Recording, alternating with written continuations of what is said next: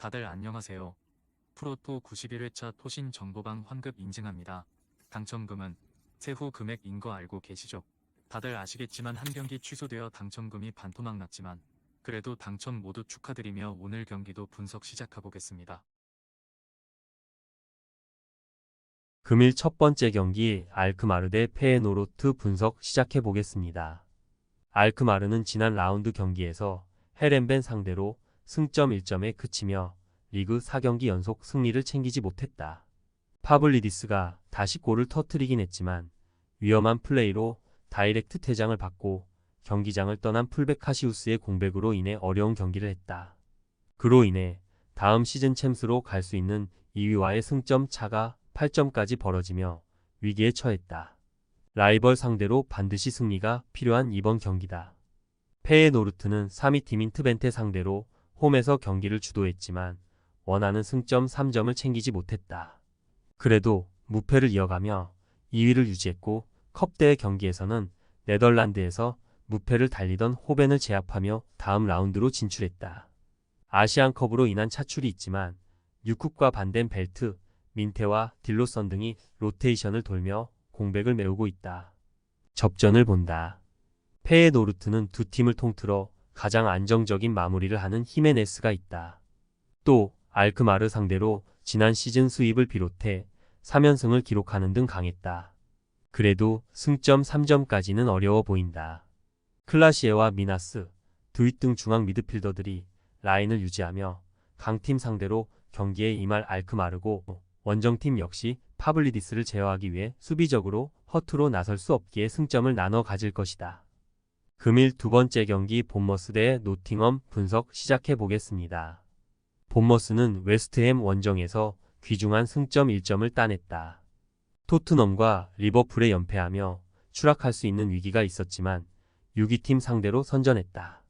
홀란드와 살라의 부상 이탈이 있는 득점 레이스에서 다크호스 역할을 하는 솔랑케가 시즌 13호 골을 터뜨렸고 세네시와 자바르니가 상대의 문전 침투를 잘 저지했다. 노팅엄은 주중 경기에서 상위권 팀인 아스날을 맞아 선전했지만 패했다. 부상을 털어내고 돌아와 교체로 피치를 밟은 아원이가 후반 종료 직전 추격골을 넣었고 그 후 기회가 있었는데 동점골이 나오지 않았다. 그래도 아원이가 돌아왔기에 감독이 원하는 공격진의 원활한 로테이션이 가능해졌고 윌리엄스와 몬티엘 등이 더 적극적으로 크로스를 올릴 것이다. 접전을 본다. 본머스의 홈 경기력이 좋긴 하지만 아원이의 복귀로 공격진이 풀 전력으로 된 노팅엄도 쉽게 밀리지 않을 것이다. 특히 원정팀은 다닐루와 망갈라가 상가레의 공백을 중원에서 잘 메우고 있기에 홈팀의 중원 공세를 적절하게 막아낼 수 있다. 두 팀이 승점을 나눠 가질 것이다. 금일 세 번째 경기 첼시 대 울버햄튼 분석 시작해 보겠습니다. 첼시는 지난 리그 경기에서 리버풀에 패했다. 리그 선두를 달리는 데다 리그컵 결승에서 만나야 하는 상대를 원정에서 만났기에 안정적인 운영을 꾀했는데 수비가 아쉬웠다. 베테랑 센터백인 티아고 실바와 함께 바디아실과 치를 등이 수비진에 나섰는데 공격수들의 공간 침투를 제어하지 못했고 페르난데스의 수비 보호도 떨어졌다. 그래도 은쿤쿠가 건강하게 나서기에 스털링, 팔머, 무드리크 등과 골을 노릴 수 있다. 울버햄튼은 주중 맨유 전에서 승점을 따내지 못했다. 2골 차로 끌려가던 경기에서 킬먼과 네투가 종료 직전 연속골을 넣었지만 마이누에게 결정적인 결승골을 내주고 말았다. 최근 흐름이 좋았기에 순위 경쟁 중인 팀을 상대로 승리를 노렸는데 실패했기에 이 경기에서는 승점 추가가 간절하다. 첼시의 승리를 본다. 울버햄튼은 킬먼과 도슨으로 이어지는 안정적인 수비진에 고메스와 레미나 등이 중원에 나와 첼시의 공세를 막아내려 할 것이다. 그러나 원정 경기라는 부담이 있다. 은쿤쿠와 스털링 등 빠른 발로 상대 측면을 허물 수 있는 윙어들이 공격을 주도할 첼시가 홈에서 경기를 리드할 수 있다. 금일 네 번째 경기 맨유 대 웨스트햄 분석 시작해 보겠습니다. 맨유는 울버햄튼 원정에서 극적인 승리를 따내고 기분 좋게 돌아왔다. 2골차 리드를 지키지 못하고 상대에게 연속골을 내주며 무승부로 끝날 것 같았던 경기에서 인저라 타임인 후반 98분 마이누가 팀에 승점 3점을 안기는 결승골을 넣었다. 부상 여파로 빠질 것이 유력했던 레시포드도 출전해 골을 넣었고 카세미르와 마이누, 맥토미니 등 중원 경기력도 모처럼 좋았다. 웨스트햄은 본머스 상대로 고전 끝에 승점 1점을 따냈다. 셰필드 원정에 이어 다시 골맛을 본 골 넣는 미들라이커 워드프라우스의 동점골이 있었고 그 이후 경기를 지배했는데 보인의 결정적인 슛 시도가 골문을 외면했다. 그래도 가나의 이른 탈락으로 인해 쿠두스가 소속팀으로 복귀해 플레잉 타임을 가져갔고 맨시티서 임대 영입한 필립스가 중원에서 힘을 보탰다. 접전을 본다. 울버햄튼 원정에서 극장승을 거두고 홈으로 돌아온 맨유가 좋은 분위기에서 경기에 나설 수 있지만 이틀의 휴식 이후 나서는 일정이기에 체력적인 부담이 있다.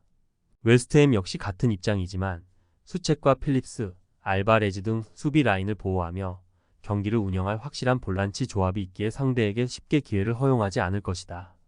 금일 5번째 경기 나폴리 대 헬라스 베로나 분석 시작해 보겠습니다. 나폴리는 지난 라운드 원정 경기에서 라치오와 비겼다. 라마니와 제수스를 비롯해 중앙 수비를 3명 기용하며 패하지 않는데 집중했는데 원하는 결과를 얻었다. 그러나 로보트카와 지엘린스키 등이 나서 점유율 우위를 가져간 중원의 백패스 빈도가 높았기에 좋은 기회를 만들지 못했다. 다행인 건 네이션스컵에서 카메룬이 16강 탈락하며 앙귀사가 팀에 돌아왔다는 점이다.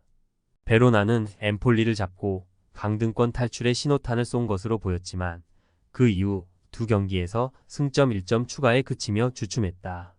불안하던 수비 라인이 나름 안정을 찾으며 쉽게 무너지지 않고 있긴 하지만 라조비치와 토마스 앙리 등 공격진이 해결하지 못하고 있다. 공격진의 부진을 털어내기 위해 시타르트에서 영입한 노슬리는 지난 경기에서 팀 데뷔전을 치렀다. 나폴리의 승리를 본다. 오시멘의 공백은 있지만 앙귀사가 돌아왔기에 로보트카와 지엘린스키 등이 함께 나설 중원에서 상대를 압도하며 경기를 주도할 것이다. 원정팀은 노슬린을 앞세워 역습으로 임하겠지만 원정의 어려움을 극복하기 어렵고 라스파도리와 논지, 폴리타노의 침투에 무너질 것으로 보인다. 금일 6번째 경기를 OSC 대 클레르몽 분석 시작해 보겠습니다. 릴은 지난 라운드에서 패배 위기를 넘기고 승점 1점을 따냈다. 중앙 미드필더로 나선 부아디가 퇴장당하며 수적 열세가 생겼지만 리베이로와 요로 등 수비 라인이 상대의 공세를 잘 막아냈다. 그러나 승점 1점 추가에 그치며 선두권 추격에 실패했기에 이번 홈 경기에서 반드시 승리가 필요하다. 리그왕 최고의 스트라이커인 데이빗을 필두로 구드먼슨과 제그로바, 야지즈 등이 경기 내내 공격적으로 나서 골을 노릴 것이다. 클레르몽은 후반기에 나선 두 경기에서 승점 4점을 따내며 최하위에서 벗어났다. 그러나 아직은 강등권에 머물러 있기에 무패를 이어가야 한다. 다행인 건 니콜송과 라샨이, 알레비냐 등 팀이 기대하던 공격수들의 시너지가 나며 골 결정력이 올라왔다는 점이다. 릴의 승리를 본다. 클레르몽은 라샤니와 알레비냐 등이 이선과 최전방을 오가며 기회를 잘 만들고 있다. 그러나 무패 기간에도 수비 라인은 그리 안정적인 모습을 보이지 못했다.